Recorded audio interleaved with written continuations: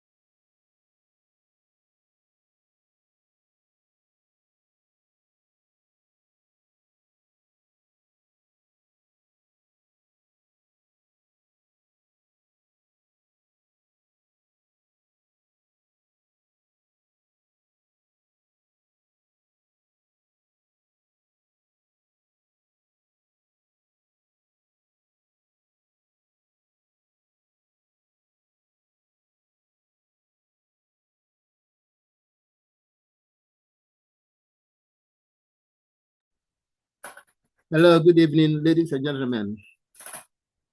Welcome back. I hope you're all doing well. Yes, Grandpa. I want to congratulate you. You all did very, very well in the quiz, the first model. What you're gonna do is that the original pass mark for a quiz is supposed to be 60%. And for that matter, you ought to have gotten a minimum of 24 out of the 40. You're making a 40 because the final exams will also take 60%. We don't want 100% here, 100% here. Then when you finish, as you add, then look as if all of them are of the same weight.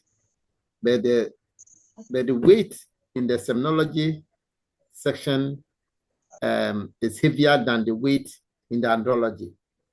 And so if you make this one 100%, the other one to 100%, and then you combine to strike the average, then it is virtually equating the Andrology to the Semenology. And so the decision was to give this one a 40 mark, okay, and then give this one a 60 mark. So that when we finish, we can now add them.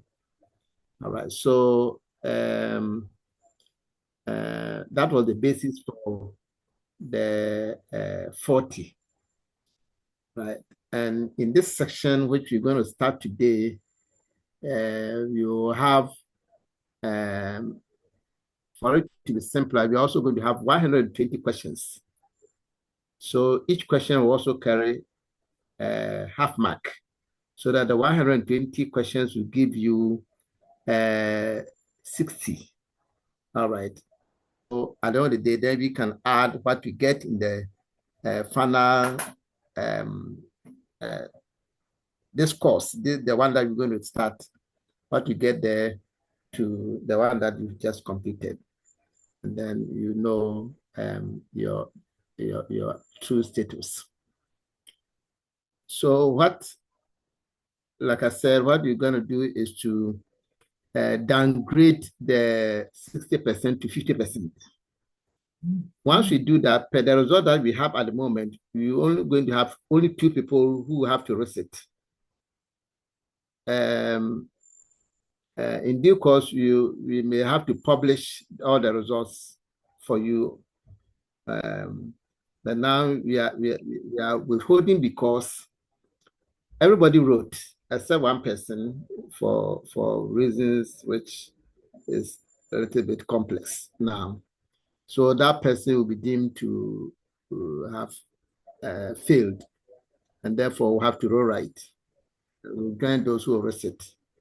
And I'm saying you are not publishing now because those who wrote, some results have been withheld because they have not completed their financial obligation. The program was said that by the time you finish the first session, that's the andrology, you ought to have paid a minimum of 1,000 cedis. And then as we move on, you do the balance. So those who have not completed paying a minimum of 1,000%, their results have been withheld. We're giving them a maximum 1 week to do the needful.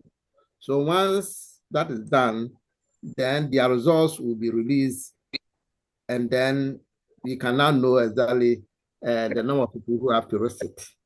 But for now, 32 people have had their results released, and only 2 people with the new cutoff, which is 50%.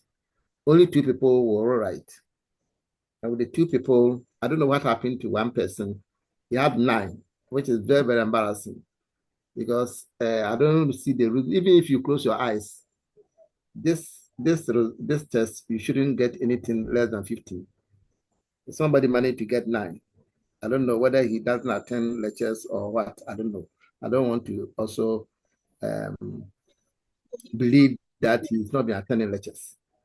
So, and then the next person who is also going to write had 19.5, but they are not going to, per the new cutoff, which is 50%, you must get 20 marks. And even 19.5, you are going to have the person to write.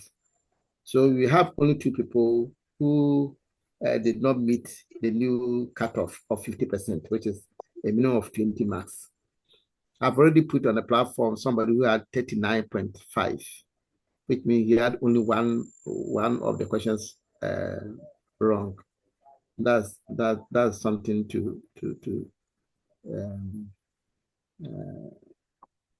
yeah, it's very refreshing, frankly speaking, very, very refreshing. All right. So what it means is that if you pay very good attention, you should be able to make very good mark in the Semenology. The Semenology is a lot. There are a lot of things you have to learn. You can learn. So if you don't attend lectures and you want to just be listening to audio or whatever, that's your own business. The purpose of this course is not just to run it and give people certificates for them to say that, oh, I have a certificate in this, without having the capacity to understand and to do what is expected of you. So a lot of things that we are doing is to ensure that once you have gone through the program, you yourself should be confident that, yes, you have learned something. That is all that we are trying to do. Okay. We know some people just want the certificate. But this is also note that this is a university program. At the end of the day, everything that we are doing and the score sheet, the questions will have to go to the university, and they'll have to also moderate. They'll have to look at what you have gone through and the questions and everything. It's a university program, so don't take it like an ordinary as if it is one of the CPD courses. No, this is a university program. Everything that we are doing is moderated by the university. Okay, so if you are just listening to it as if it is one of those workshops, you may be deceiving yourself.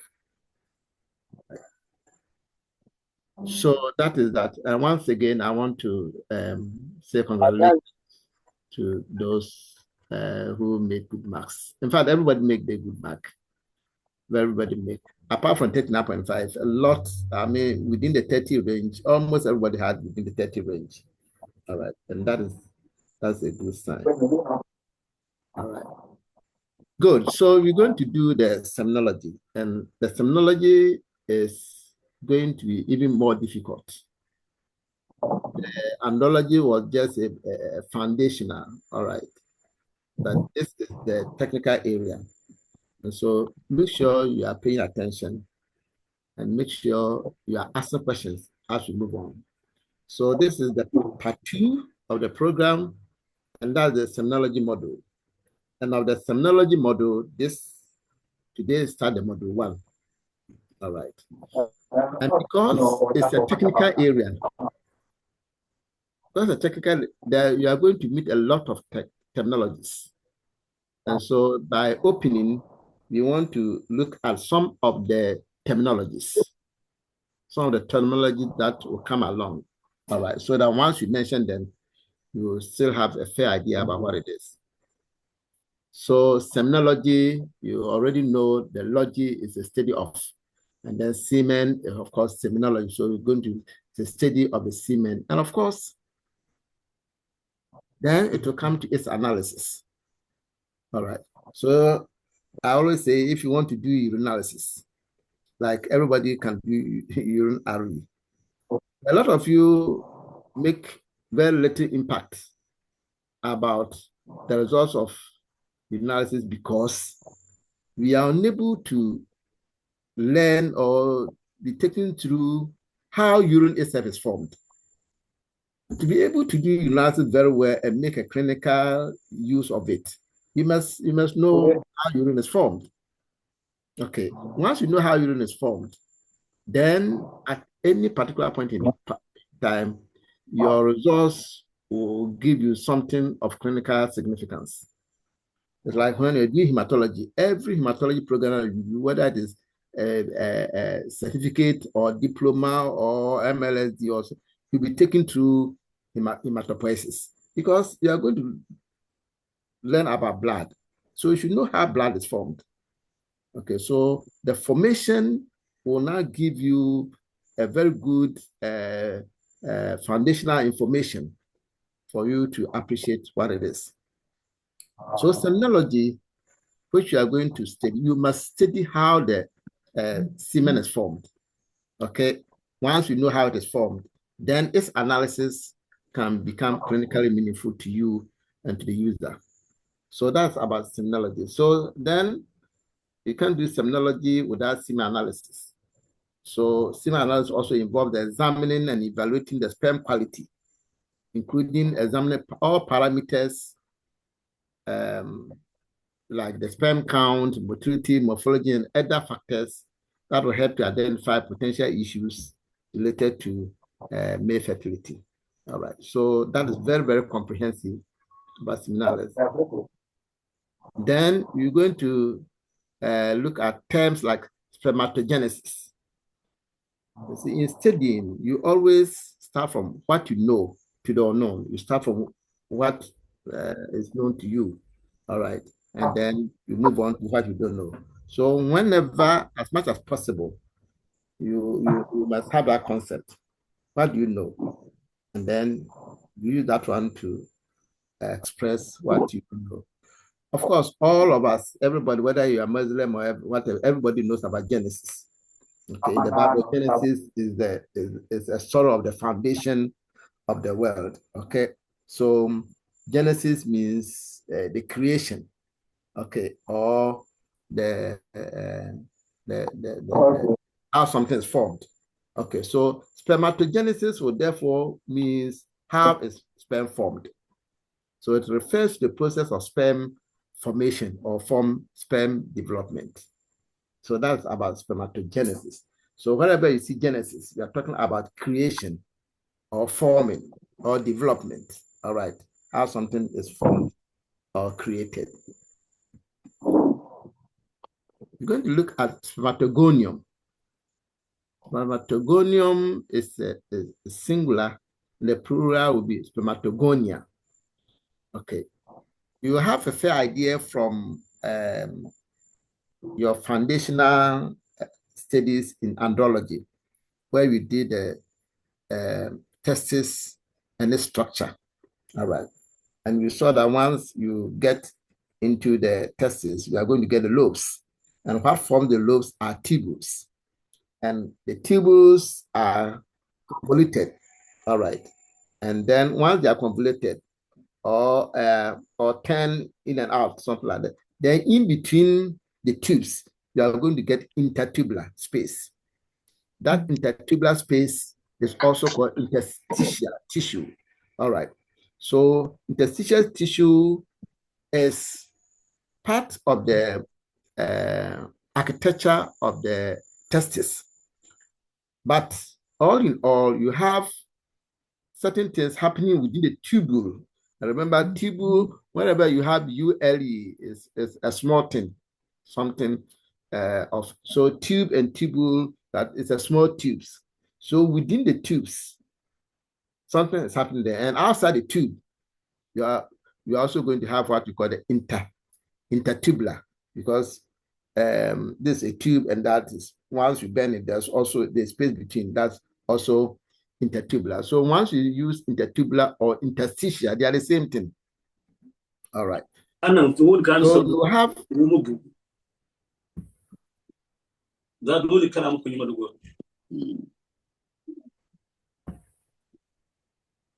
if you want to ask question, ask the question. Who is using the iPhone? Who is using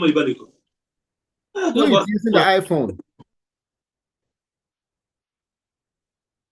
If you don't have time for the program, please just always go off. I don't want this kind of disturbance.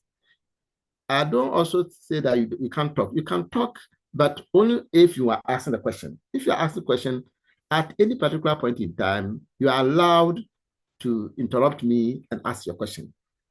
But if you are doing your own thing on something and you want to disturb the presentation, I'll not be happy with you. Okay. Thank you. So you have certain things which are happening within the tube, and there are also those who are happening outside the tube, but they are all within the testis. Okay. Now, if you take the tube, you will have cells as the foundation. I mean, that's at the base of the tube. So that is, those cells are called undifferentiated primitive. That's the very foundational cells. Okay. And remember, all those cells are inactive. Okay. And remember, when we are talking about the male reproductive system, we said that the big difference between the male reproductive system and all other systems of the body is the fact that every system of the body begins to work, even sometimes in utero. Okay, even before they were born, your GIT is working, your cardiac system is working, all your urinary tract system is working, as all the systems of the body are working. However, when it comes to the reproductive system, they don't work until puberty. So they will be lying dormant. The cells that you see them will be those from the embryonic stage, how they were developed. So they are called primitive cells. Okay. And those primitive cells they are also called undifferentiated because they can now be developed to form anything. Just like you have with the hematopoiesis. You have the pluripotent stem cells. I hope you remember that. Those cells can develop to give you any cell. All right, good. So they become undifferentiated. Undifferentiated means that they can be developed to give you anything. So that is what is happening within the testes. And for that matter, the seminiferous tubules. The cells there are primitive undifferentiated cells. We also call them mother cell because they are going to give birth to a lot of cells. Okay. And they are occupying the basal compartment. So if you have a tube, the very outer lining, that's the base. So that's the basal compartment. All right. So that is about the spermatogonium. And you should have a very good idea about the spermatogonium. Now, we are talking about spermatogonium and for that matter, spermatogonia, because spermatogonia is just a plural. Of course, we are not going to have only one cell. We're going to have a lot of them. And therefore, they become spermatogonia cells. They are also classified as germ cells.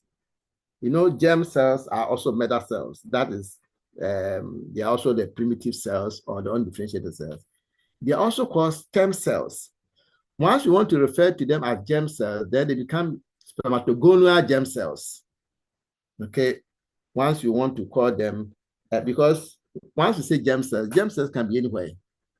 But once you qualify with the spermatogonium, then it becomes spermatogonial germ cells, which you can abbreviate as SGC. They are also stem cells. And remember, we said stem cells are those, they are still the primitive cells that can develop to become whatever you want them to be. So if you also say stem cells, you haven't said anything because we have stem cells everywhere. Once you are referring to those stem cells within the testes, then it is important to call them spermatogonial stem cells. Right. So all that we are saying is that all those words can be used interchangeably, and you must understand them. If it says spermatogonium or spermatogonia or germ cells or the spermatogonial germ cells, they all mean the same thing. But why are they called stem cells?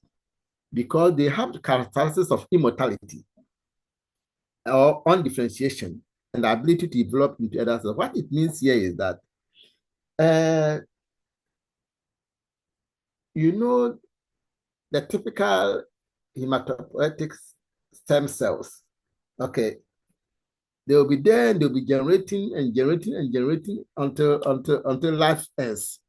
You will still continue to have red cells being formed or white cells being formed from the hematopoietic centers.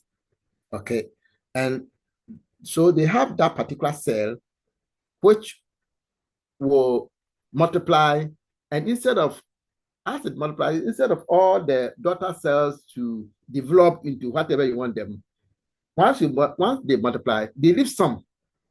So they will multiply and make, because if you remember mitosis is just the division of a cell into two daughter cells.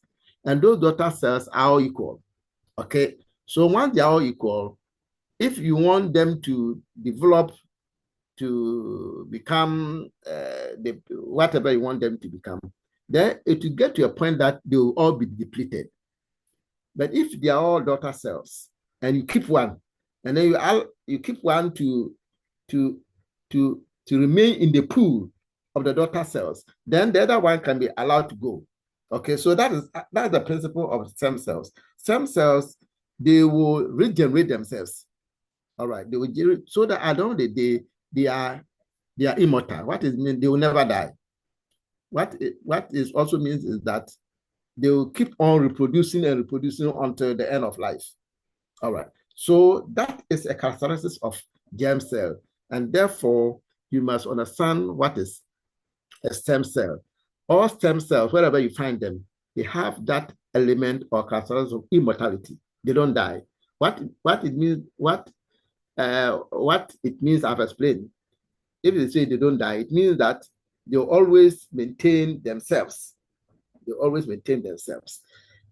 And they also element of undifferentiation. It means that they can become whatever you want them to become. Okay.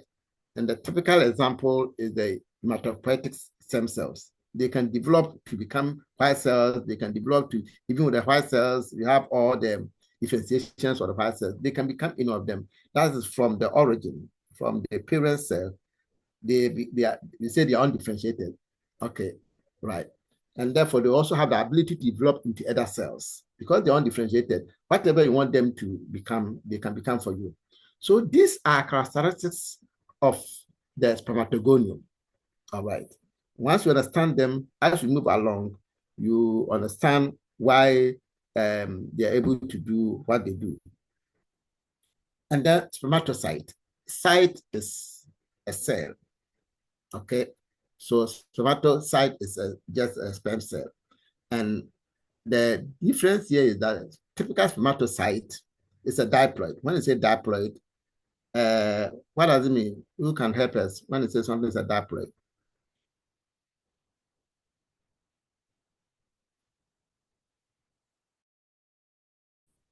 Yes, who can help us when you say something is a diploid?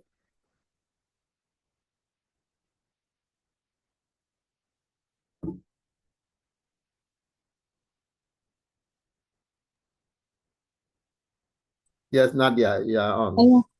That's like someone like contains a set of chromosomes. Yes, the chromosomes. And you know the chromosomes, we have one that's the genetic the genetic material. One from, since every individual is coming from two parents, one from one parent and one from the other parent. So you have a pair. So once you have a pair, it means one is representing one parent, the other two, and because they are two, so they become two. All right. And that is diploid. So when you say what is your ploidy status or ploidy, like when you say about HIV, when you say what is your status, we want to say whether you are HIV positive or HIV negative. Okay, so when you say ploidy, you are talking about what is your chromosome status? Is it from one side or from each side? And from almost all cells, every cell is generated from both sides of the parents. So almost all the cells are diploid. All right, almost all the cells are diploid. So the cells of the body, you refer them to as somatic cells. Somatic cells. And so all somatic cells are a representation of what that individual got from each parent. And so every cell is a diploid. So we are going to have a situation where in the development of the sperm cell, it will start as a diploid because originally the mother cell, which is undifferentiated, is a representation of two chromosomes. Okay, and each chromosome is made up of 23. You know this already from even before we went to secondary school. I'm sure a lot of you knew that you have 23 chromosomes for each. And so once you have this as a diploid, then you're going to have 46 chromosomes. This one is also very, very basic and class one sort of thing. So the spermatocyte, here you are talking about the one which has a diploid. And once it's diploid, then it means that it's also coming from the germ cell. All right, coming from the germ cell. That's the primitive or the undifferentiated cell, which is the original cell, the mother cell. It is diploid. I hope I'm trying to explain things to the extent that you should understand them and don't get confused. Because as soon as you get confused, from the beginning, it becomes problematic. All right. So that is also there. And then you also have spermatids. Spermatid is also one of the states or one of the stages of the sperm development. Bafi, if you want to ask question, please do. I've said this, and this is the last time I'm going to repeat. Bafi, are you with us?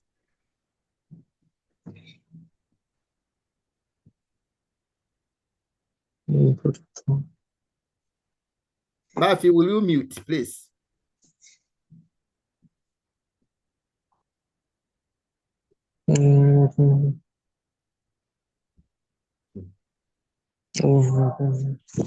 So the spermatid is also one of the stages in the sperm development. Okay, right. But the spermatocyte is a diploid, and then the spermatid is a haploid. All right. So once it's haploid is only one chromosome. Okay, just one set of the chromosomes. Remember, we expect that every normal cell will have two sets of chromosomes. And for that matter, a pair, when you say a pair, it's two. All right, that will be the diploid. And once it comes to spermatid, then it is becoming haploid. So how does it transform from a diploid to haploid? Then all those things you learn along the line. Then, of course, the spermatozoon, which is singular, and then the plural is spermatozoa, which also refers to the sperm cells. They are the typical mature motile male gamete. A male gamete is talking about the sperm, which is formed also from spermatids. All right. Right. So by explanation, diploid cells are those that possess two complete sets of chromosomes, and it's usually represented by 2n. That's the number of chromosomes. So 2n, which is 23 for each. And then for the pair, it becomes 46 chromosomes in total. Of course, one from each parent. All right. So in humans, diploid cells have 46 chromosomes, and they are produced through mitosis. We also talk about mitosis. All right. All human cells, known as somatic cells, besides cell cells, are diploid. So your red cells, your muscle cells, skin cells, almost all the cells, every cell within the body, apart from the sex cells, are diploid.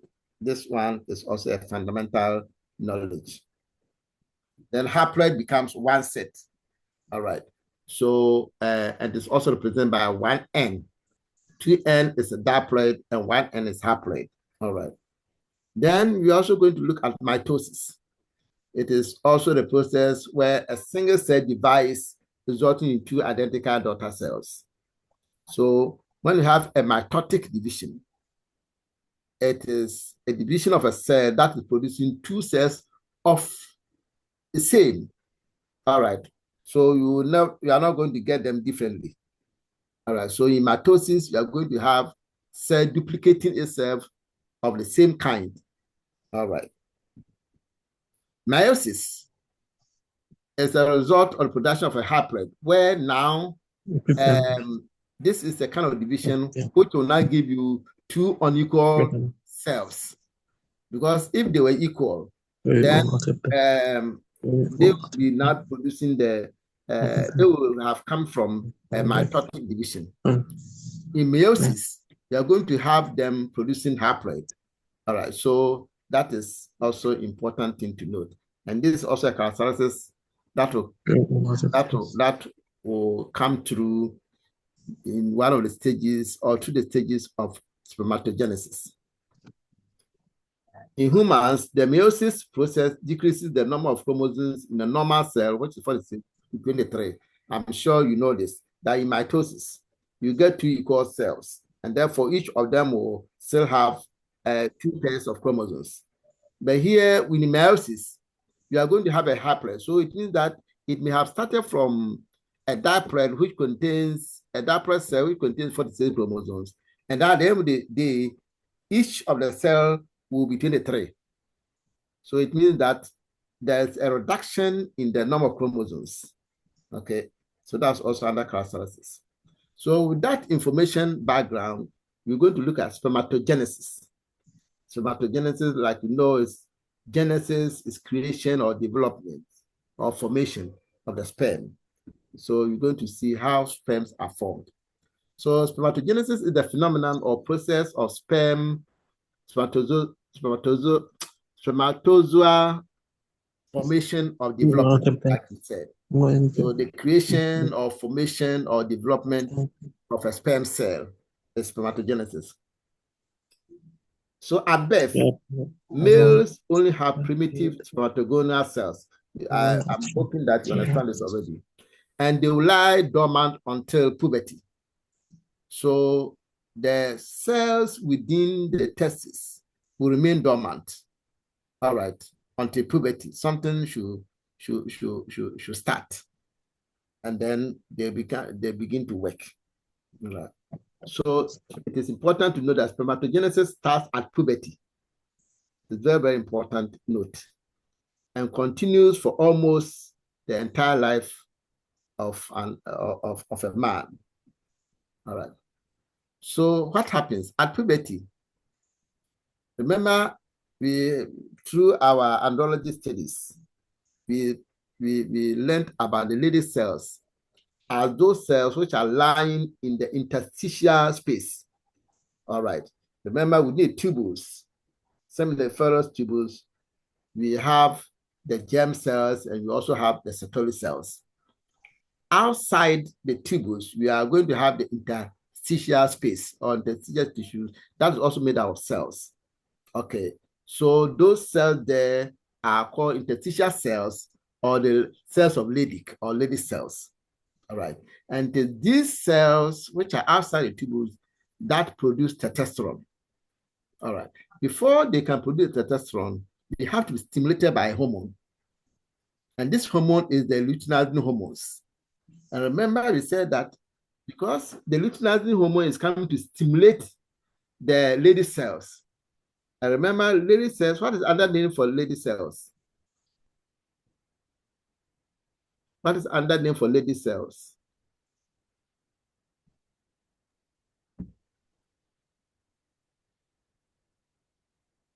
What is another name for Leydig cells? Come again.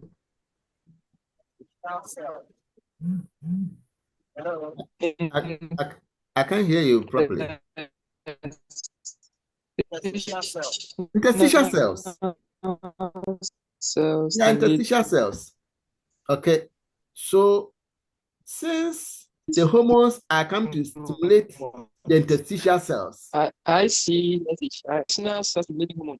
That explains why luteinizing hormones are also, or the LH is also called interstitial cell stimulating hormone, because the LH is coming to stimulate the Leydig cells. The Leydig cells are within the interstitial tissue, and therefore they are also called interstitial cells. So since they are coming to stimulate these interstitial cells, then this hormone can be called interstitial cell stimulating hormone. I think during the andrology, we made this one clear. But all of us are very familiar with LH, luteinizing hormone. The luteinizing hormone will go into the gonads, and for that matter, the testes. When we say something is gonadotrophin means they have affinity for the gonads. And what are the gonads? The gonads are the testes in males. Of course, when it comes to the females, that's a different thing. But as far as males are concerned, the gonads are the male, the male gonads are the testes. So if you have a gonadotropin hormone, then it means that that hormone is going to work on the gonads, which is the testes. So LH is a gonadotropin. What it means is that LH is going to work on the testes. But once it gets into the testes, it goes specifically, and you know every hormone will have a receptor. Every hormone must have a receptor, otherwise it will not work. So the interstitial cells, and for that matter, Leydig cells, they have receptors for LH. So the LH will also be coming from the pituitary glands. Okay, as you move along, you will know all these things. The hormonal, what we call the HPGs, the HPG axis. You know this one very soon. So at puberty, all right, everything will start from the brain. The brain, we have the hypothalamus and then the pituitary glands at the base of the brain. So something will just click the brain to begin to develop the gonadotropin releasing hormones. So the gonadotropin releasing hormones will hit on the pituitary glands. All right. Once it hits on the pituitary glands, then the pituitary glands talk about quality control, IPC, patient confidentiality, security. Joseph Yanni, what are you people doing to yourselves? This is not this program. Frankly speaking, if you joke with this program, I'll be mad with you. I'm not just talking. Otherwise, I will have just rattled and go away because I'm explaining for you to understand some of these things. And once you understand them, it will be with you for life.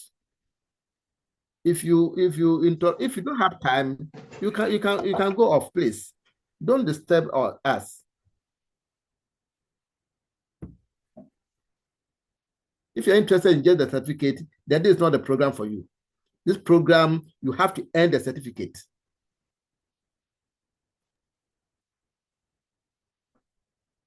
So at puberty, remember you said before puberty, all the cells will be dormant.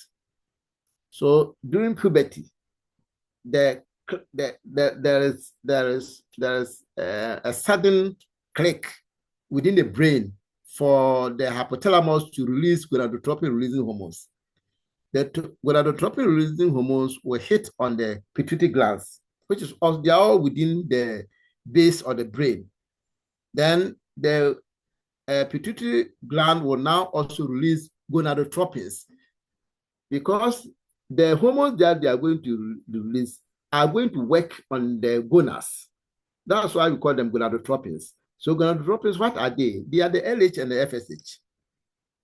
So we refer to them as gonadotropins because those hormones are going to work directly on the gonads, which is the testis. Now we said that there are two of them, the LH and then the FSH. What happens? Let's move on. So at puberty, the spermatogonal stem cells proceed through a sequence of mitotic and meiotic divisions. That's the spermatogonal stem cells are going to undergo mitosis. And in undergoing mitosis, it means that they're going to produce cells of their own. Okay, and they're going to duplicate themselves. And then along the line, they're also going to be producing or dividing through meiosis. So they'll go through meiotic divisions. And that is where they are now going to reduce their chromosomes from 46 to 23. So this is going to happen within the spermatogonia stem cells. So as soon as that happens, then the cells which have now become haploid will go through metamorphic changes. I know when you say metamorphic changes, that's morphology. Morphology is the shape. And say metamorphic because multiples. Meta means multiples, okay? So they are going to go through a lot of changes that is going to transform. And remember, every cell is virtually round. You know that. Almost all human cells are round. And remember the original cell, which is the spermatogonial stem cell, they're also round. Okay, but they go through a stage where they are going to now change their morphology, their shape, their round shape, to now become, you know, that a typical stem cell or sperm cell is elongated. It has a head, a neck, and a tail. So how can one cell now transform itself from round to this kind of shape? And so that is what we call metamorphic changes, multiple changes within the shape, which is technically round to become that elongated. So that is a lot of things. So all these processes will take through what you call the phases. So spermatogenesis involves 4 basic steps or stages or phases or processes, namely spermatocytogenesis. So this program, if you don't concentrate, you get confused. And I don't want us to rush to semen analysis once you don't understand all these things. So please take note and pay attention. And where you have a problem, let me know, and I will go over it again and explain. So remember, we said that the whole process is going through mitosis and meiosis. And even after the mitosis and meiosis, it is just a transformation from diploid to haploid. And even after that, after the meiosis, the cells are still round. But meanwhile, you want them to take a shape of a sperm cell, which is elongated.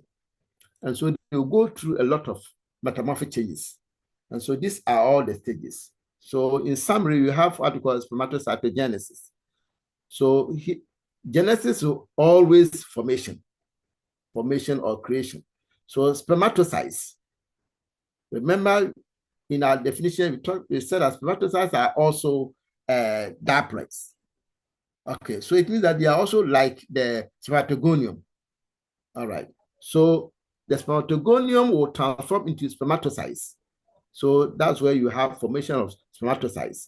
So they are like the spermatogonia, but they have gone through some change. And then from there, they'll go to spermatidogenesis. Remember, you also define spermatis. And the spermatis here has become a haploid. Okay. So from stage 1 to stage 2, you are moving from, and for the spermatogenesis, remember they are coming from the spermatogonium to the spermatocytes.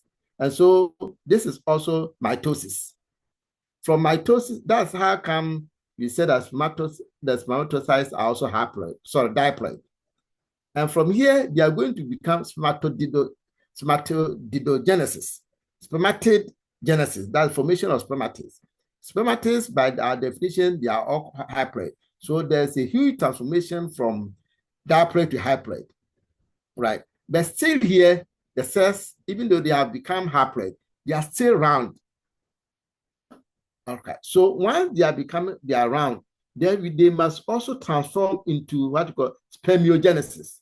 So here you're seeing the sperm is coming, and then genesis, formation. So this spermatid, which is still round, is now going to go through transformational changes to become a spermiogenesis. All right. Now from spermiogenesis, they go through spermiation. And remember, all these scenarios are going through within the seminiferous tubules. And remember, we said that within the seminiferous tubules, there is a very important cell called the Sertoli cells. The Sertoli cells, they are guiding the process of the cell, the sperm development. And they are also providing nourishment. So you remember all those things about the Sertoli cells. They are providing nourishment. So it means that at all these stages, the cells are attached to the Sertoli cells. Because if you don't attach yourself to the Sertoli cells, you are not going to eat. Okay, you are not going to be able to develop.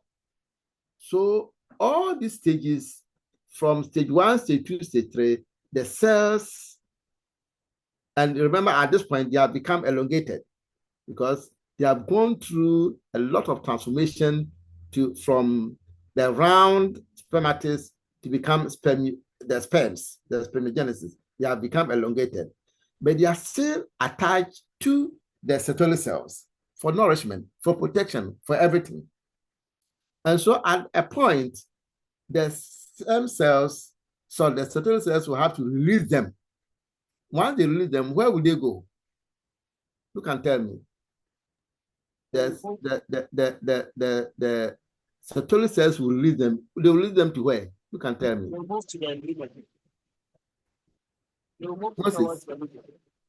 The Sertoli cells will release them to where? It will move them toward the lumen. Yes, they will lead them to the lumen. Fantastic. They will lead them to the lumen. Okay, so at that point, then they become free. Meanwhile, the lumen will not have been open until puberty, because God wants to protect the what do you call it? The sperm cells also to some extent, because we say that they should not be produced until the person is sexually mature.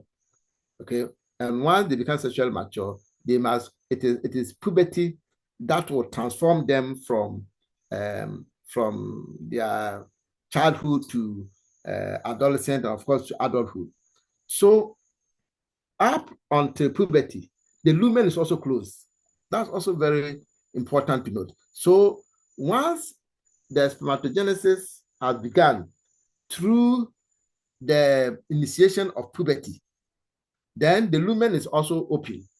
Now the stem cells, so the Sertoli cells will now release them into the lumen. Now you are finished with you, go. So at that point, the lumen has now become open, and then they can swim within the lumen. Meanwhile, the tubules will now provide fluid for them, because at that point, they are immotile. Sorry, not immotile. They are non-motile. Non-motile, I think the same thing as immotile. Okay, so they are non-motile. So because they are non-motile, then there should be a fluid through which they can be carried along, and that is testicular fluid.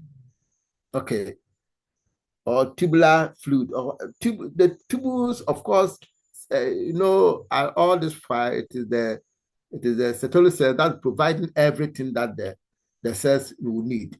So they are providing fluid for them to also, they cannot swim, but just to flow through. And now there's going to be peristaltic movement for them to now move through towards you remember, we said that the seminiferous tubule, you have the convoluted side. It is the convoluted side that contains the germ cells and everything. So it means that the development of the sperm will be carried through the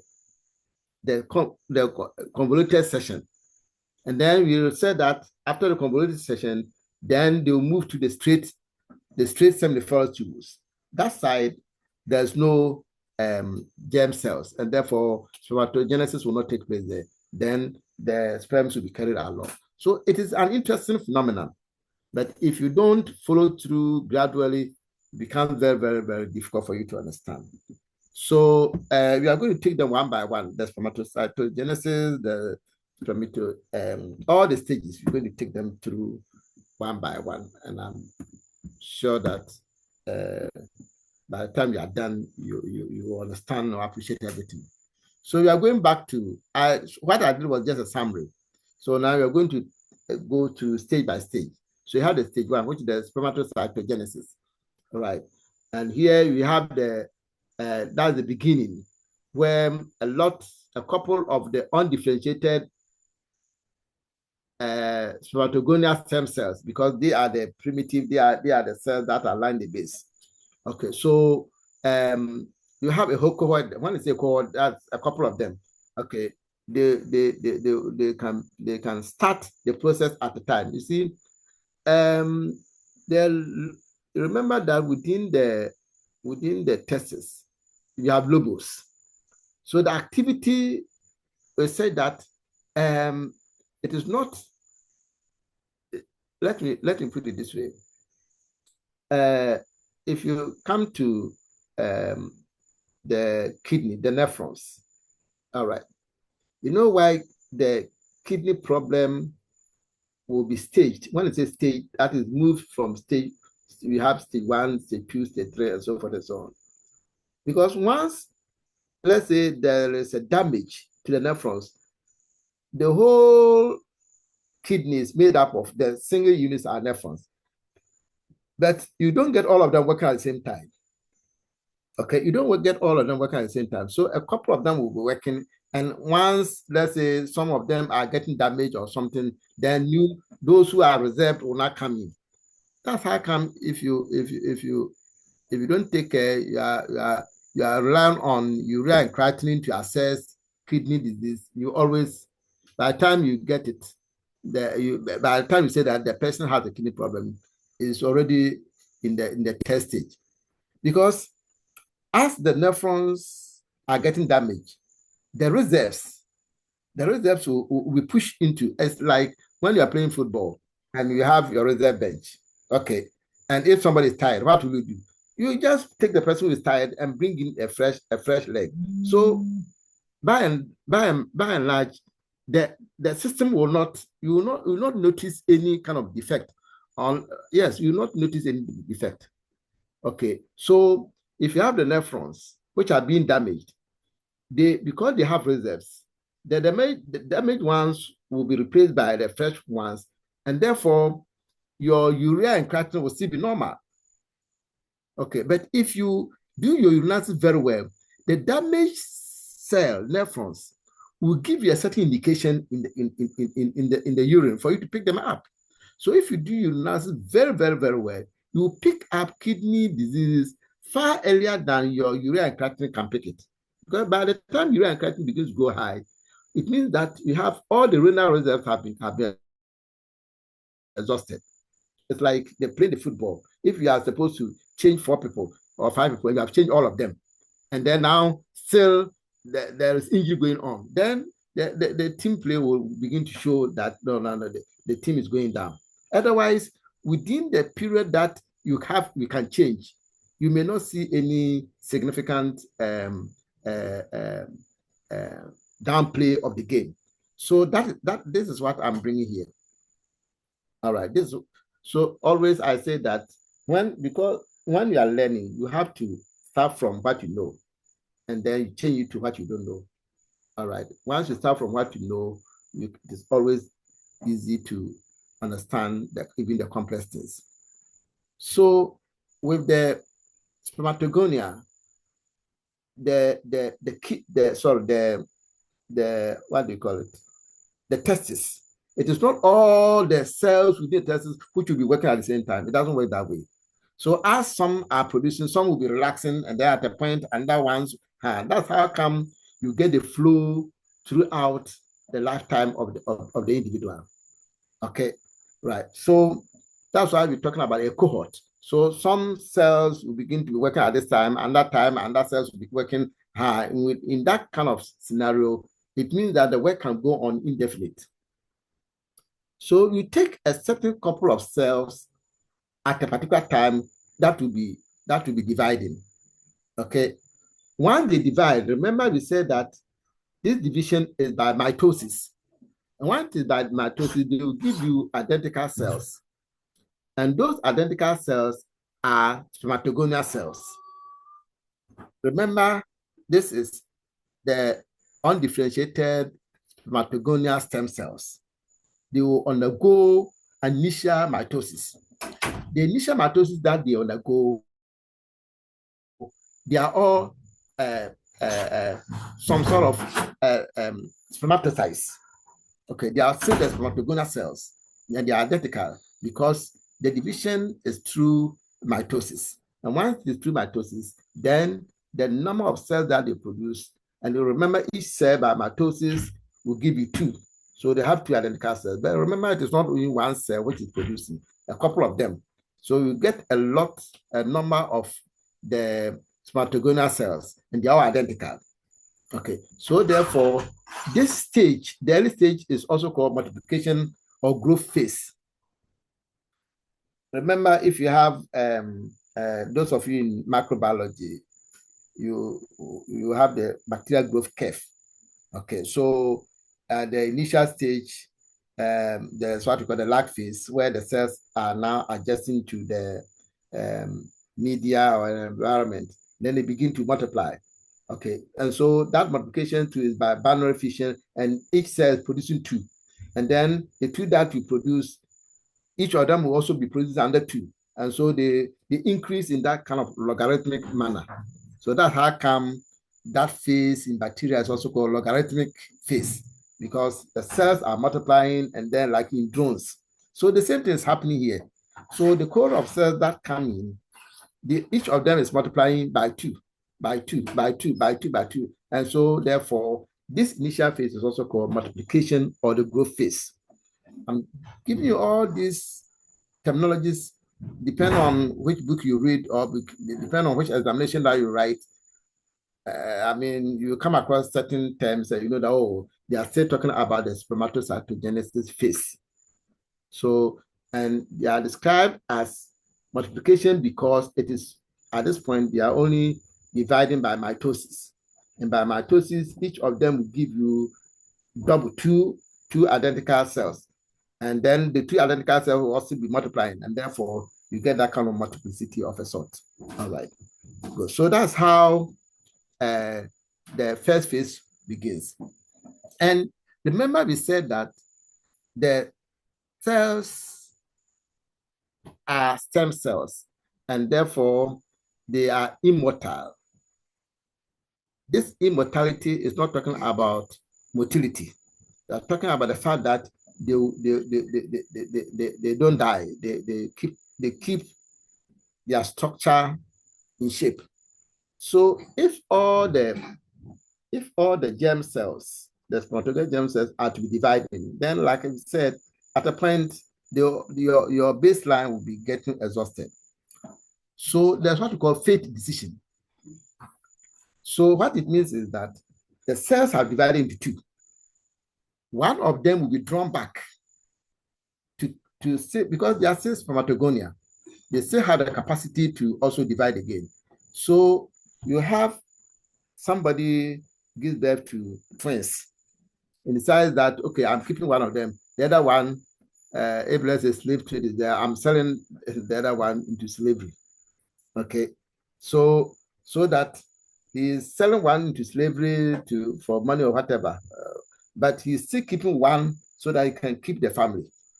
So, and as to if you have the twins, as to which one you want to sell to slavery and which one it's just by faith. So, I can't listen. They say you do CCC, so which one that will end is okay, this one then go away.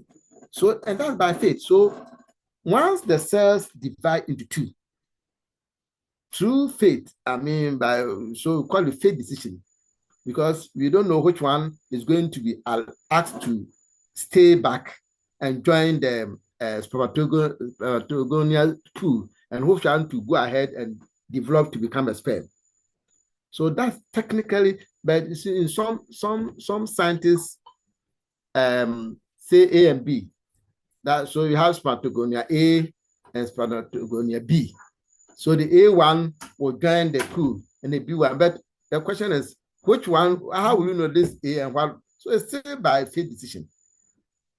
I hope you remember, you understand this. So by faith decision, the cells which are divided into 2 identical, one of them will be drawn back to join the mother cell. And then one of them will be allowed to go ahead and develop into a sperm cell. And so those which will join the spermatogonia are said to join the pool, the stem cell pool. And then what is the essence of the stem cell pool? For self-renewal, so that the cells will always be in continuity. Okay, so that is that.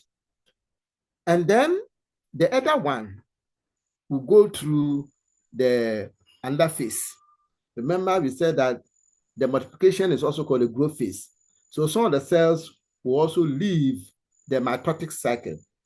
So, okay, because at that point, the cell have divided into 2. One of them is joining the pool. One of them is going. So those who will develop, they are leaving the mitotic cycle. Because if mitosis, then they will still be multiplying and giving you double. But one of them will have to proceed through the next stage of the spermatocytogenesis. All right. And that is very, very significant. That once in the first stage, the cells, the spermatogonium will divide by mitosis, and then they are giving daughter cells which are identical. All right. There are a lot of them. So you are going to get a lot of them of that stage of spermatocytes. And then because they want the pool to stay intact, some of them will be asked to draw back, some of them will also go ahead. This part is very, very, very important. That's why I'm spending a lot of time here. All right. So still on the stage 1. So those cells which will be relocated or be reincorporated into the pool cell are for self-renewal. Okay, at that point, the other ones will go through the differentiation pathway to become a sperm. Now, like I tried to demonstrate, like if a mother has twins, and then by fate decision, you just say do CCC and then allow one to stay by her, and then ask the other one to also go and work for somebody or into slavery or to travel. The one which is going away is said to be lost because it's not going to come back into the family again. So remember that once we have the cell dividing, one is drawn back to join the family of the spermatogonia cells. The one which is going to develop to become sperm cell is going to is considered to be lost. It's not going to contribute to the functionality of the testis again. Remember, the main essence of testis is to produce sperms. Okay, and of course, the outside one also produce the testosterone.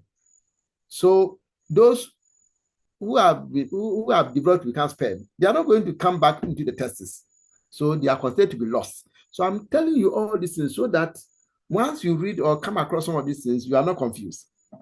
Why do you come across terms like lost in spermatogenesis? This one, we are talking about those cells which have been allowed to go through spermatogenesis to become sperm cells. Now they are going to leave the testis. Okay, and they are no more part of the testicular architecture. And so they are considered to be lost. Good. Now, the spermatogonia, once they divide, so remember the spermatogonia, the first division, some have gone back, receded or reincorporated. The next one will have to move on. So once they move on, they become spermatocytes. Now, both the spermatogonia and spermatocytes are all diploids. All right. And so to become diploids, it means that it is through mitosis. Because if it were meiosis, one of the characteristics of meiosis is that they hasten or they reduce, what do you call it, the chromosomes. Once spermatocytes, the primary spermatocytes are also diploid, it means that they will produce through mitosis. This one too is very, very important. All right. Once you understand all these things, when it comes to quiz or anything, any exams anywhere, you should be able to blow them just like that. All right. So the primary spermatocytes are also coming from spermatogonia, but not the spermatogonia that joined the stem cell pool, but the spermatogonia that developed ahead to wanting to become a sperm cell. And so the first stage is spermatocytes. All right. That's why I can call spermatocytogenesis. Here we are talking about the spermatogonia that's developing to become spermatocytes. All right. And characteristically, they are all diploids. Once they are diploids, it means that their development was through mitosis. Good. Then they move to another stage where now the spermatocytes, remember the first stage of the spermatocytes are called primary spermatocytes. Okay. And that is the primary spermatocytes came from mitotic division of the spermatogonia. All right. Now, so we are going to move to another stage. And here we want to hasten or reduce or transform the diploid to a haploid. So from diploid to haploid, what must happen? If I go to meiosis, because it's only through meiosis where you have chromosome reduction. All right. So for them to happen, for the primary spermatocytes to turn to late stage, it must go through meiosis. Here, if you have a cell which is diploid, two type of chromosomes, and want it to be half, it must go through two phases. The first phase will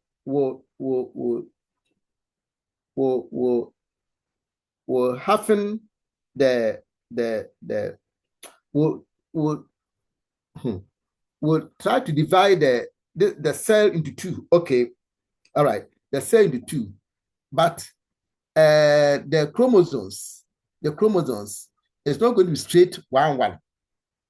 The chromosomes will still be 2-2 in each of them, but it's like a quarter of each of a sort. All right. And so if you want to go to meiosis, it's also another topic altogether. Now, what I'm saying is that meiosis, for it to give you one haploid, it has to go through 2 stages of meiosis. So you have meiosis 1 and meiosis 2. So by the time the primary spermatocytes go through the first stage of meiosis, it will get into what we call them the secondary spermatocytes. Okay, so from primary spermatocytes, which is in the first stage, it will go into secondary spermatocytes, which is in the second stage. Now that is the first stage of the meiosis. And then it will go through another meiosis stage, so that now you are going to get 2 meiosis. So meiosis 1 and meiosis 2. So at the end of the 2 meiotic divisions, you will have gotten 4 haploids. The spermatids, because they're having 1 primary spermatocytes, which will change to become secondary spermatocytes. And the secondary spermatocyte is a haploid. Okay, and then it goes through another meiosis to give you the spermatids. The spermatids is coming from each of the 2 secondary spermatocytes. So you're going to get 4 haploids. The haploid here is talking about a situation where you have only 1 set of the chromosome. All right. So, and all this is the initiation, especially the meiosis 1. The meiosis 1 is transforming the spermatocytes into the spermatid. Okay. And so you need a lot of testosterone. And this increase in testosterone can only happen when the patient has now grown into a stage we call the puberty. Good. So, like I tried to explain, the spermatidogenesis, we are going to get spermatid formation. We have 2 meiosis phases. So we have meiosis 1 and meiosis 2. Meiosis 1 will convert it from primary spermatocytes, which originally was a diploid, to a secondary spermatocytes. Then the secondary spermatocytes will go to another meiosis, which is meiosis 2, to now give you the spermatids. And now from here, they become 4. Okay. Now, as we move along, and at the end of the day, we are going to get what we call apoptosis in spermatogenesis. What is apoptosis? Pathology, small pathology, apoptosis.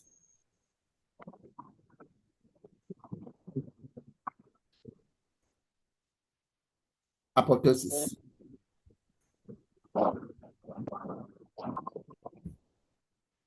You can help us. What is apoptosis?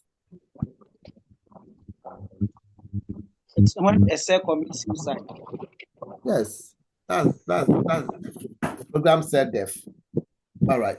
So what happens here is that, and like I said, we're going to do what is apoptosis is spermatogenesis. You see, this stage is very complex, and because it is very complex, a lot of wrongs can happen. So it makes a lot of cells defective. A lot of the cells, all right, they make them defective. And once they are defective, what must happen is that they must not be allowed to proceed. It's like when you have uh, uh, genetically abnormal fetus, you know, a lot of time the body will just expel it. Okay, where you can get spontaneous abortion and so forth and so on. Spontaneous abortion, it's not like abortion where somebody are going for a doctor to take off, but the fetus will just come out.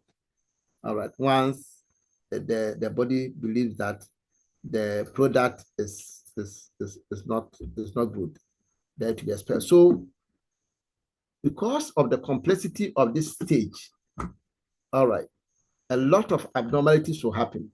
Once those cells become abnormal, the body will make sure that they take them off. Okay, and that is apoptosis. We'll talk about that one later. So this is under stage where a lot of abnormal cells can happen, and which will give room for. And what do you think? What do you think when the cells are defective? Whose responsibility do you think it is to take them off? Aberrant. Eh? The The Sertoli cells. The Sertoli cells are very powerful. They are making sure that everything is going on normal within the seminiferous tubules. So if they see that you are not normal, it's like you are going a long journey. If you see that already you have broken legs, you can't go. Then, master, you can't go. We will not even allow you to disturb us on the way. Then they take you off. So it certainly says through phagocytosis. You know phagocytosis. Yeah, so we just mob them up. The certainly cells will, so it become like, we also sometimes call the scavenger cells. Scavenger is like mopping up all those that are of ill health. So they mop them up. Okay, we'll talk about those ones later. So this is the second stage. So still another important thing to note. Remember we talked about the BTB. That's the blood testis barrier. Okay. Now, remember that at the stage of the spermatogonium, at the stage of the primary spermatocyte, they are all diaploids. So they resemble the normal somatic cells, the normal cells. They are all diaploids.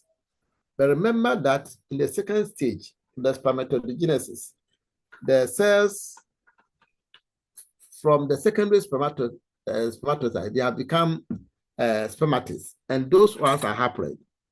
Now, once they are haploid, straight away the body sees them as foreign. Okay, so at this point, if you have, you need the blood-brain barrier to protect them so much.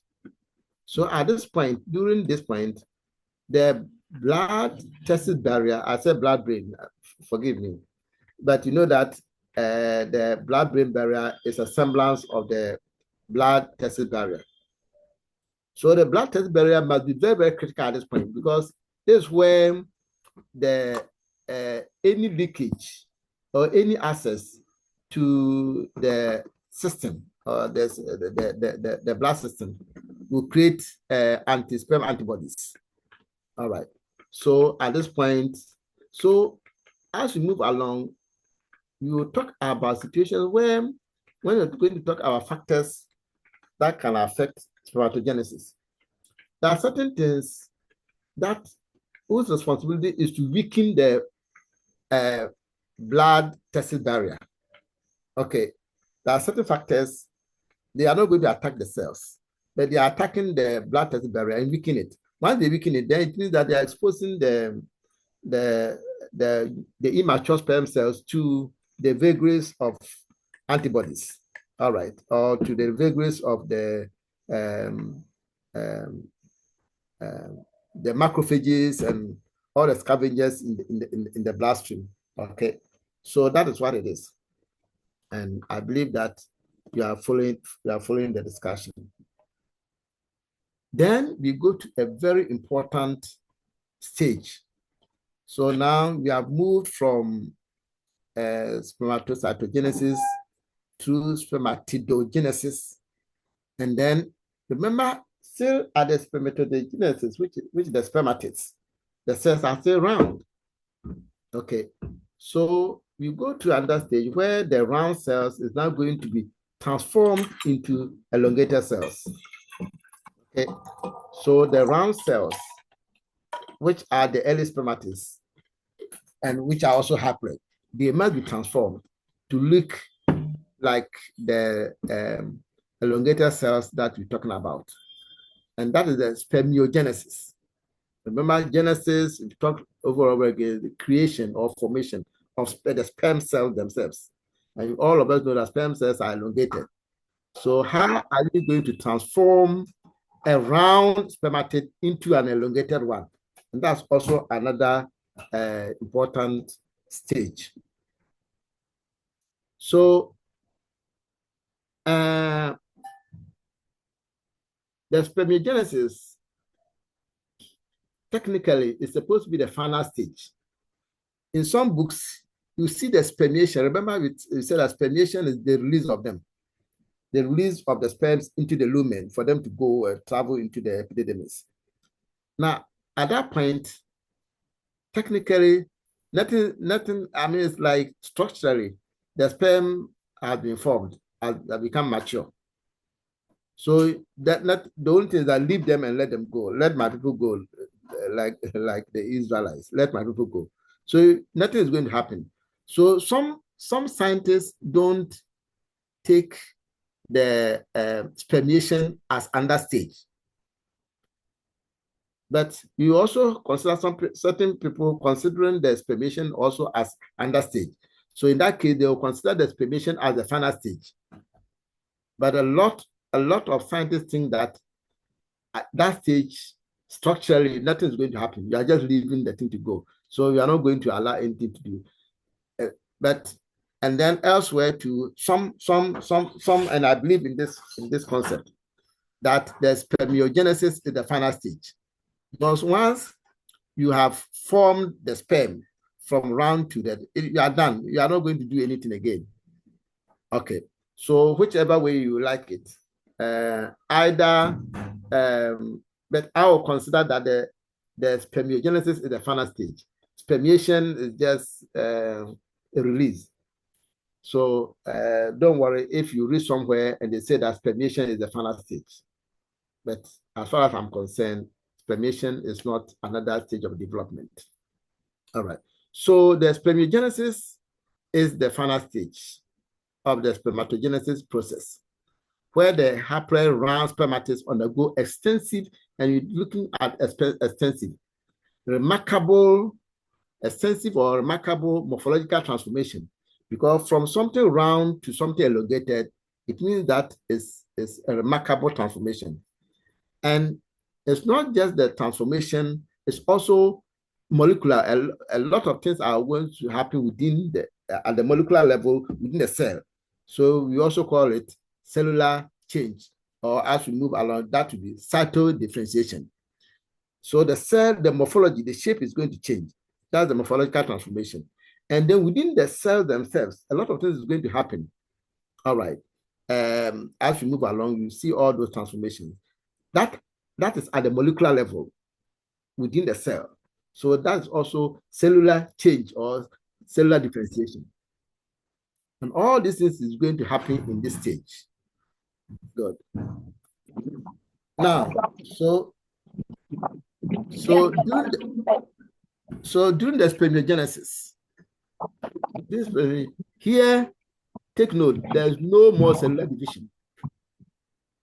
At the spermiogenesis stage, there's no more cellular division. Nothing, the cells are not going to divide either by mitosis or meiosis, not going to happen. The cell have already been formed, the haploid has already been formed. All you need to try to change the round nature of the spermatids into an elongated nature. That's all. No cellular division occurs at the spermiogenesis stage. Now, only going to go through you're only going to go through a series of morphological transformations, which you call metamorphic changes. And remember, morphic is the structure. Okay, meta means multiple, a lot of complex changes. All right. And also the cytoplasm. Okay, the cytoplasm, within the cytoplasm, the nucleus, everything is going to change. And so you also call it cytodifferentiation. All right, so this cytodifferentiation and then metamorphic changes, they are all going to happen within the third stage. All right. Now, the whole process is also called spermatid morphogenesis. Remember, genesis is formation, and then morphology is the shape. So the spermatid shape is going to change drastically. So I'm bringing all this up so that wherever you find yourself, whichever terminology is used, you have to have a fair idea. So spermatid morphogenesis is also a stage within the spermiogenesis, where the spermatid, which was originally round, is now transforming its shape to become elongated. All right. And for it to happen that way, the shape itself must change, which the metamorphosis change. The cytoplasm, and then the nucleus, everything in there must also change. And that's the cytodifferentiation. Good. Let's look at some of the changes that happen. The true changes that happen. First and foremost, remember that the cell is round, even though it has become haploid. After the spermatogenesis stage, it has become haploid, but it's still round, that's the spermatid. Now, every round cell will have a nucleus which is virtually central. I hope you know that. So here, the nucleus has become naked. Remember that whenever you have a nucleus, you have a nuclear membrane which is protecting the genetic material, which is the DNA in it. Here, through mitosis, the nuclear membrane has been taken off, and then the DNA, the genetic material, has been divided into two. Okay, now so it is like the nuclear membrane is no more, and then the genetic material is just also, even though it might be around like convoluted of a sort, but still spreading within the center of the center of the cell. Okay, so the first thing is that the chromatin, and for that matter, the genetic material must condense,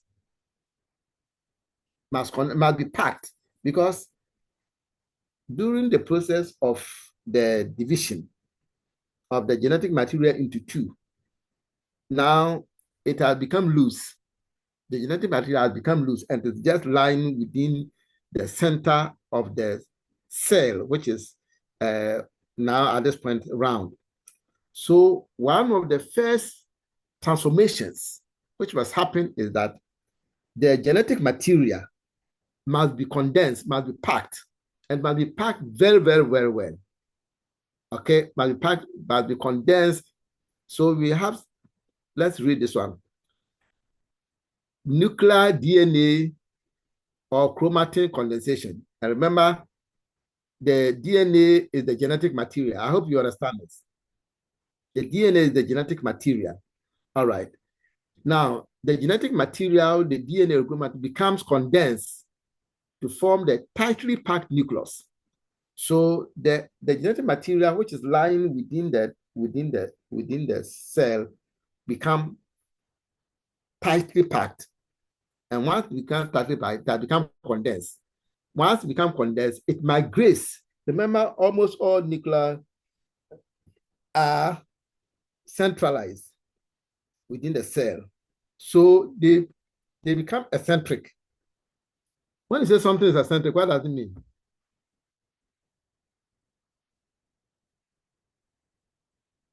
When you have eccentric nucleus, what does it mean?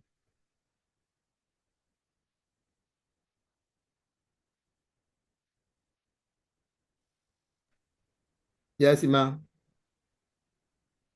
In a circle form. It's in the circle or something like that. Eccentric. No, Grandpa, in the center of the cell. no. The eccentric, eccentric.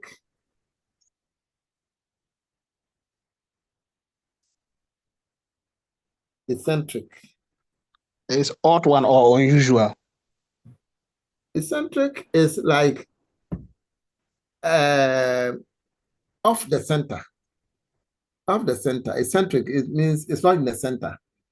And it's usually polarized. And when it's a polarized, you get to one pole, or if it something like that. So those of you who do pathology, you know that certain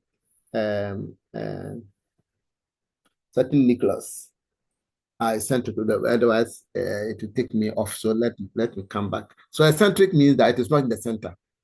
All right. So the nucleus, which was originally in the center of the cell, will move to one side. So it becomes eccentric. So that is eccentric position. Eccentric means it has moved off from the center to one side. So now the nucleus, which is in the center, has first and foremost become condensed, become packed, become hardened. Then moves to one corner of the cell. Okay. So that's the first thing that happens within the morphodynamics, the morphological changes of the sperm cell. All right. First and foremost, we said that it has passed through the meiotic stage, where it has now become haploid, means just one set of the genetic material or the chromosome, but they are lying within the center, and it gets to a stage where they must be packed. Once they pack, they get condensed. Okay. Once they get condensed, they move to a side. They migrate to one side of the cell. All right. Where they move to become the head of the spermatozoa. Okay. Now that is also, so that is the first thing that happens. Now, poor DNA packaging results in DNA fragmentation, and it decreases the fertility potential. So if you have a situation where the packaging becomes defective, then even when the sperm is formed, it becomes like it will not work the way it should work. Okay, so that is the first stage of the development. Good. Then there is the formation of the acrosome. Remember that when you have a sperm cell, you have the nucleus. And on top of the nucleus, there is a certain structure which looks like a cap on top of the nucleus. This cap-like structure is called an acrosome. Okay.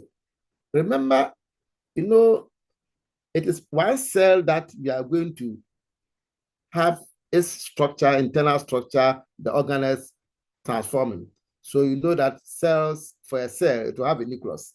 For a normal cell, it will have a nucleus. It will have a mitochondria. It will have a Golgi bodies or Golgi apparatus. So those things are now going to be used to differentiate or going to be transformed. Okay, so it is, the sperm cell is also a type of the cell that, like any cell that you know of, except that in this particular one, its genetic material is not a diploid, it's a haploid, and it is loose. And so that's how come it must go through transformation. So the loose nature of the genetic material has now been packaged, has been packed to become tight and condensed, and then it moves to one side. So once it moves to one side, that side where it moves to become the head of the new spermatozoa that you are going to form. Now, every cell, so that's the nucleus of the cell. Then every cell will have Golgi bodies. Okay, Golgi apparatus. It is the Golgi apparatus which also now moves to also cover the now condensed nucleus. Okay, so it is called acrosomogenesis. So this is also formation of the acrosome. formation of the cap or the acrosome. It's called acrosomogenesis. And remember, genesis is just formation and an acrosome. So the acrosome is coming from the Golgi bodies of the cell. And like any human cell, have Golgi bodies, have mitochondria, have all those internal organelles that you can think about. So then we know what has happened to the nucleus, and then we now see what has happened to the Golgi bodies or the Golgi apparatus. The Golgi apparatus actually contains all the lysosomes. You know that when a cell ingests a material or a bacteria or something, that cell, that microbe or whatever must be killed. Okay, so it is the Golgi apparatus, or the Golgi apparatus contain lysosomes. And you know, lysosomes are lytic enzymes. Okay, so they will just try to release some of the lysosomes to kill the bacteria. Okay, and that's how come you also convert, because the lysosomes it's a killer. Okay, kills a lot of things. So in order not to kill everything within the cytoplasm of the cell, what happens is that the parasites which has been, when I say parasite, let's say a virus or bacteria which has been phagocytosed, the body, so the cell will form some round entity around it. That's the vacuole. And then that before the lysosomes are injected into it. Otherwise, if the lysosomes are spread within the cytoplasm of the cell, it will kill everything. So those are also some of the pathophysiology of cell death. All right. So it is this Golgi apparatus which contains the lysosomes, which will now also transform itself to become like a cap that is covering the nucleus. All right. So if you have a mature sperm cell, on the head, there is a cap-like structure there. That cap-like structure, which you call acrosome, comes from the original Golgi apparatus of the cell. And that contains a lot of lysosomes. And you know that at the end of the day, if the sperm goes into the female tract and they meet the egg, the female ovum, they must enter the female, they must enter the egg. So the lysosomes, which is forming like a cap in the acrosome, will be released.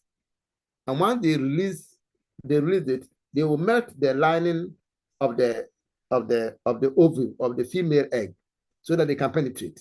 That's another story altogether. So you must understand all these concepts. So the Golgi bodies is serving like a protective a structure on the nucleus. All right. So that is that. So the head, you know how the head is formed, and you also know how the acrosome is also formed. Okay.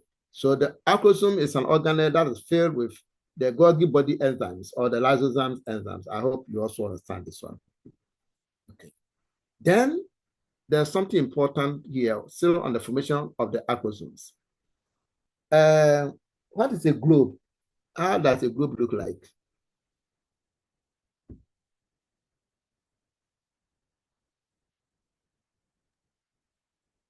How does a globe look like? Round, yes. If you go to our primary schools, they have a globe. Almost all the schools, they have globes around there, something. All right. You know that the head of a normal sperm should not be rounded. Should not be rounded. It should take a shape of an oval. All right. And then the top, on top of the nucleus, you have the acrosome there. Now, there should be a certain protein, because the nucleus is there, and then the acrosome is coming to cover it. There should be a certain protein to link the nucleus to the cover or to the cap. That protein is called DPY19L2 protein. Now, where there's a failure of this protein, then the acrosome, and for that matter, the Golgi bodies will not be attached properly to the nucleus. And it will just be hanging on top. And once they hang on top, it doesn't create that element of compactness. It doesn't make it compact. And therefore, the whole head, which is supposed to take that kind of oval shape, will become rounded. And that's called globozoospermia. So it's like the shape of the sperm. The head is like a globe. Okay. So globozoospermia is a condition that's arising from a poor connection between the cap, which is the acrosome, and the genetic material, which is now the head of the sperms. So this is also something you have to take note. Good. Still on the spermatogenesis, because here you're saying that the sperm is developing from a round shape to this thing. Then, so we have gotten the head, we have gotten the acrosome. Then we have the formation of the development of the flagellum, which is the tail of the thing. The tail, we have a structure in a normal cell we call a centriole. I'm sure everybody has a very good idea about the structure of a cell. In school, we all do cell structure. I'm sure even at diploma level, you do cell structure. So for a cell, you know the structures within the cell, and they contain, it also has the central. Central is like, they look like spindle-shaped structures, spindle like needles of a sort. Okay, so the central will gradually elongate, will be gradually elongating the spermatid shape to become the flagellum. So the flagellum, the tail, is coming from elongation of the central. The central is a structure within a normal cell, especially a human cell. You have the central, that's spindle-shaped structures. So they will just elongate themselves. They will stretch themselves along the cell wall, Okay. Remember, we are talking about a spermatid, which was originally round like a normal cell, and where the nucleus has moved to become a condensed thing, and where the Golgi apparatus has also come to cover, and then other structures within, other organisms within, which contain which now we are looking at the central. The central is a spindle-shaped structures. Then they will stretch themselves out. They stretch themselves out. And once they stretch themselves out, they become the tail. So the tail of a sperm cell is derived from a central. That's all that you're talking about. So the head of a sperm is derived from the nucleus or the genetic material. The cap on the head of the sperm cell is coming from the Golgi bodies. The tail is coming from a central.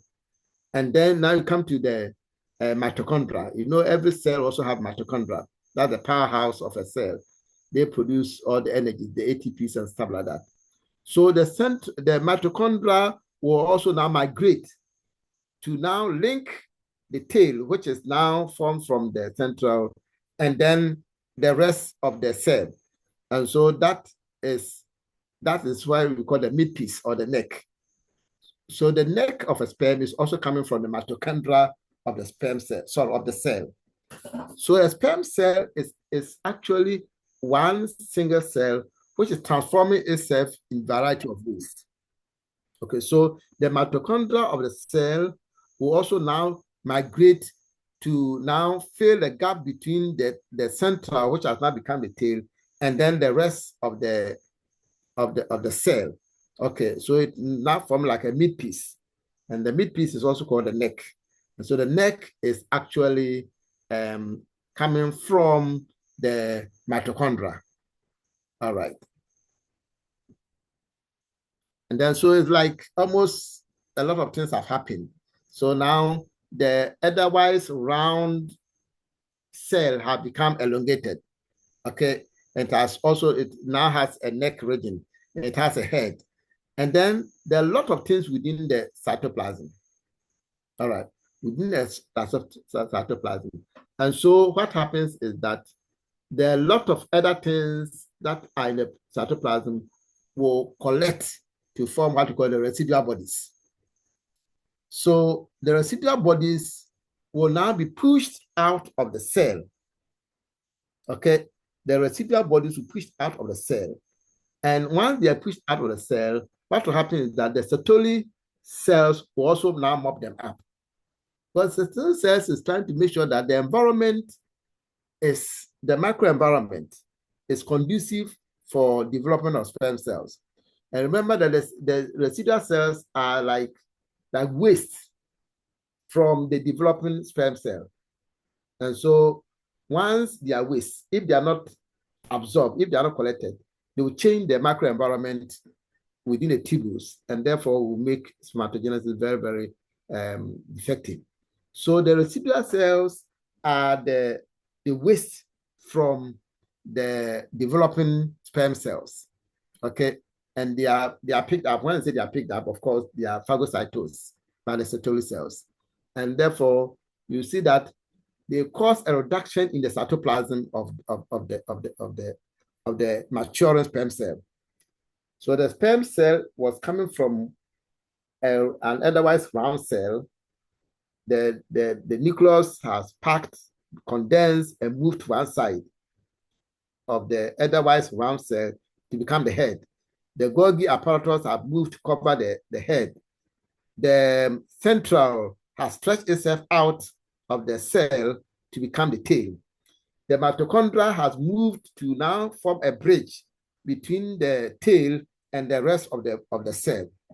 All other elements within the cytoplasm will form like a waste and be excreted to the environment. And the environment here is talking about the lumen. Now, in order not to, so those wastes are called residual bodies. So these residual bodies will be picked up through phagocytosis by the Sertoli cells so that it makes the environment clean. That's very simple. So that's the maturation stage. All right. So this is the final stage of spermiogenesis. All right. Now, so at the end of the spermiogenesis, the otherwise round spermatocyte loses about 97% of its volume, with the nucleus losing about 96% of its own volume. Now, at the end of the spermiogenesis, you expect that the spermatocytes have become elongated. And also, the cells, the elongated sperms have moved very close to the lumen. And once they are moved very close to the lumen, you said that compartment is called adluminal. Adluminal, that's adjacent to the lumen.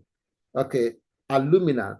We have the basal compartment, which is down where the germ cells are. And as they are developing, they are coming close to the lumen. And by the time they get to become elongated, they are almost close to the lumen, but they are not at the lumen, they are not within the lumen. So say they are the adluminal compartment that's adjacent to the lumen. And they are still, remember, they remain restricted to the Sertoli cells. And so we have what we call the Sertoli cells spermatid interface. So at this point, they are still attached to the Sertoli because they must feed, they must be protected. And what it is all this is the protection, the feeding, the environment cleanliness, everything, it is in the hands of the Sertoli cells. Okay, and remember, they also will need a lot of enzyme, the follicle stimulating hormone, to help in the maturing of the distance of the developing cell. And the Sertoli cells, they have the receptors for follicle stimulating hormone, the FSH. So it means that at any particular point in time, any cell which must go through the development must be attached to the Sertoli cell. All right. And so that is, so we have what we call the spermatid, the Sertoli cell spermatid interface. Okay. Then, so at that stage, the sperm has become elongated. Everything is done. All right. Then we go to the spermiation phase. Like I'm saying, some people consider the spermation phase also as the final stage. To some extent, you agree, because if the spermatid is still attached and the fertility says, I will not release you, it will not become a sperm. So to some extent, people think that should also be the final stage. But you see that when it comes to the structure development, if you look at all the things that have gone through all the phases, it is nowhere close to just releasing. Okay, so don't get confused. At a point, some people think that the spermation is the final stage. They say the final stage because if the spermatocytes don't release them, they are still not sperms. And so they think that that's also the final stage. And some people think that at that stage, nothing, I mean, there's no development is taking, nothing is happening to the cell. And therefore, all that happening within the spermiogenesis phase is enough to end the whole story. Okay, all right. So the spermation, once the spermatid is fully developed or metamorphosed, that is, as morphology, everything has completed, it is detached from the cytosol cells and released into the tubule lumen in a process called spermiation. Spermiation, therefore, refers to the process where the fully developed sperm cells are detached from the cytosol cells and eventually released into the lumen of the tubule for their transport to the epididymis. I hope that point is clear. That is very, very, very, very straightforward. This step is FSH and testosterone dependent. So if sperms have gone through all that vigorous stage of development and it's still attached to the cytosol cells, they will need adequate amount of testosterone and FSH to release them. And so if your FSH and testosterone goes down, it means that the amount of sperm being released will be low. So you're going to get low sperm count. You get even though all the cells, they have gone through all the stages of development, it has got to the point where they have to be released. But before they have to release, that stage of release depends on adequate amount of FSH and testosterone. So what it means is that if you have low sperm count, you have to check your testosterone level and then the FSH level. Okay, so once you understand all these things, then you can appreciate why certain tests are done. So you have low sperm count. If you want to find out whether it is due to hormonal deficiencies, one of the first tests to do is your FSH, the testosterone. Okay, FSH and testosterone. All right, good. Factors like environmental toxicants have an anti-androgenic effect.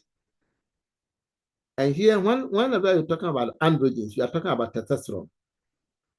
So when something has anti-androgenic effect, it means that that thing has a tendency to reduce testosterone production. Okay, so certain environmental toxicants can cause androgenic effect, anti-androgenic effect, reducing your testosterone production and causing premature release of spermatids that are structurally effective. Okay, so that is that. So the spermation stage is a critical determinant of the number of sperm entering the epididymis. I think we talked about this already. All right. So we just go to some pictures here and look at summary, take a summary of it, and then we'll be done with the spermatogenesis. So, like you know, we have the spermatogonial stem cells here. All right. They will develop into another spermatogonium, and some of them will go back into the spermatogenic sperm cell for renewal, and some will also proceed. And this is where we have the element of fate decision. All right, so which one? Here we have talking about mitosis, which will give you two identical cells. One of them will go here, one of them will go here. So which one will go? Just by fate decision. So one will go back into here so that it will be part of the pool of the germ cells. Then the other one will proceed, and then through the differentiation, as we've talked about, the phase 1, phase 2, phase 3, goes through all the stages to become a sperm cell. So this is one picture. Right. This also another picture to demonstrate spermatogenesis, where you also have spermatogonium, which here you're talking about the fact that there's mitosis to give you 2 daughter cells. One cell, which is which sometimes people call type A, will move back into the pool, and then the type B, the daughter cell B, will proceed through the spermatogenesis, and then to become primary spermatocytes, you go through meiosis 1, meiosis 2, and blah blah blah, and becomes a sperm cell. All right. So you also have another here. So if this is the entire membrane of the tubule, then down here become the base. Okay, and as we move here, we are moving there, and then here become the lumen. So this point becomes the adlumina, that are adjacent to the lumen, and here all the stages of the spermatogenesis will go on, as you will see. This other picture demonstrating the spermatogenesis. Here we're talking about this. Here becomes your tubule. This becomes your tubule. This becomes your interstitial. Okay, and within the interstitial space, this is where we have the Leydig cells or the interstitial cells. Here you also have blood vessels, and you have a lot of other cells here from the tissue. So here is because where you have a collection of cells becomes a tissue. So here is also called interstitial tissue. Interstitial tissue, and within the interstitial tissue, you have the interstitial cells, typically the Leydig cells, and here is the tubule. And with the tubule, here you have the lining where you have the germ cells. So if you take this one out, if you take a cross section here out here, then you will have the base here, which you have the spermatogonia, and then all the stages of the sperm development will also happen until you have the spermatozoa that will be released into the lumen. All right. So this is also another picture too.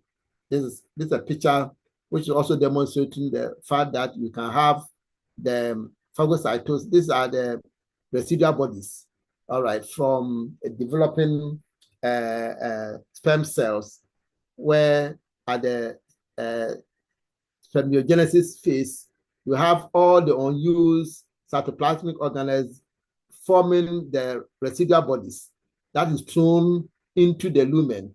And once they are thrown into the lumen, the Sertoli cells will pick them up by phagocytosis. And so everything here, this picture here talks about is a summary, like a summary of all that we've talked about. This is a further demonstration of the different stages of the spermatocytes. All right, so still more stages, more pictures, all describing all that we talked about. All right, so this is also another stage, like a summary of all the first stage, the spermatocytogenesis, and then the thing that happens. So we have a table here that is also. So at the end of the day, in summary, the right sequence of cell stages in the spermatogenesis, we have the spermatogonia moving to become spermatocytes, moving to become spermatids, and becoming a spermatid. This is a question you should, MCQs. This is a simple question that it will give you a scenario of the sequence of cell development in spermatogen. So you can start with spermatozoa here, and then you come here with spermatozoa. Are just changing the order. So this order is just a summary of the cell development. Okay, and it's a typical MCQ question for you. All right. So because time is up already, I don't want to overload you because I want you to understand it. We were going to talk about apoptosis and spermatogenesis. And like I explained earlier, it is a means of and this also carried out by the Sertoli cells. It's a means of cleaning up the environment. And as we move along, you see that the cells are producing, especially from the multiplication phase, the spermatogonial phase. A lot of cells are being produced. And once a lot of cells are being produced, they must find space to attach themselves to the Sertoli cells. It's like if you have a dog that gives birth to, let's say 10 puppies. And assuming that if they all want to feed, you see that there'll be a lot of struggle. Some may not have access to the breast, and some you see them, they are struggling. So the same thing. If you have the spermatogonia developing, they must all of them must attach themselves to the Sertoli cells, so that there will be that struggle. Okay, so those who have opportunity of getting direct access to the Sertoli cells, they will survive because they will be given the nourishment, they will give all the production. So the others who will not have access, of course, they will die. Technically, they will die. And as they die, the Sertoli cells will mop them up. So as we move along, you see that that kind of death, okay, is a means of cleaning up so that the Sertoli cell sperm cell ratio will be reasonable. Okay, because if you have so many cells being developing and you have few Sertoli cells also available, what will happen? You can accommodate all the developing sperm cells. So some of them will not have access, and of course they will die. And as they die, then it falls into the definition of apoptosis. Apoptosis is programmed cell death. This is naturally those cells will die. And as they die, the Sertoli cells will also now pick them up through phagocytosis so that the environment doesn't become choked, doesn't become, apart from the residual bodies concept. Residual bodies, you're talking about a situation where the cells have gone through the stages up to the spermiogenesis stage where all the morphological changes have happened. And now everything has happened. The cell has been transformed from elongated stage from the round stage to elongated. The cytoplasm, the excess cytoplasm will have to be expelled. Okay, that is the final stage. We are talking about even the initial stages where some of the cells which have been produced, they don't have access to the Sertoli cells, and therefore they will become automatically dead. That is apoptosis by definition. That apoptosis, and so the cells will have died, and they will pick up. And apoptosis is a means of cleaning up the system. So that's why it is called programmed self-death. Apoptosis is defined as programs. It is natural. They have to die. Someone have to die. Okay, and that death is to ensure that now the Sertoli cells have reasonable amount of cells that they can accommodate, reasonable amount of cells that they can feed, they can protect. Okay, so that is the concept of the apoptosis. And as we move along, you see that up to about 70% of the cells which begin their journey will all die. Will all die. And remember, we said that even apart from those who don't get access to the Sertoli cells and they die automatically, we said that one stage of some of the stages are very complex. And because they are complex, sometimes they become defective. And once the cells become defective, there's what we call signaling. They will give a signal to the distance that now this cell, there's something wrong with it. Either the head, for example, if the head condensation didn't take place properly, there's poor packaging of cells. You know that even if you are allowed to go out, you cannot perform the function of fertilization. Why do we allow you to go? Okay, so if you have to get your mitochondria will have to be positioned in a manner that gives that kind of upright system, but rather is in some weird manner. It means that even if they allow you to move out, you cannot perform your function. So all those cells will also be picked up along the line. And remember, we said that the meiotic stage is phase 1, phase 2. The meiosis 1, meiosis, they are very complex. And because they are complex, they are prone to defect. And all those ones will also be picked up. So the cells that start the journey, about 70% of them will not make it to the final stage. About 70% will not make it to the final stage. So those that will make it are lucky, and they are relatively supposed to be very healthy and so forth and so on. So it becomes very interesting as we move along. But remember that it's a very technical area and complex, and you have to pay attention. And where you have a problem, please let me know. And I want to explain and explain and explain. Because I've said this, that this course is not just for your certificate, it's for you to understand and appreciate it and be able to put it into good practice.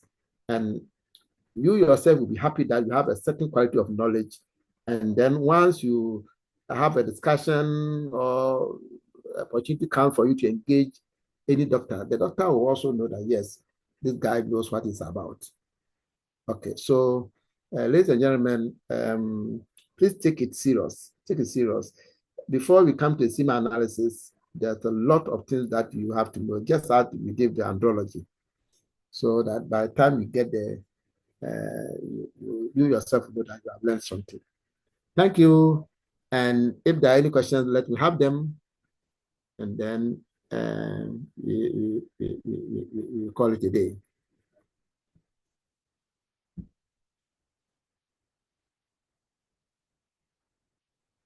Please, any question?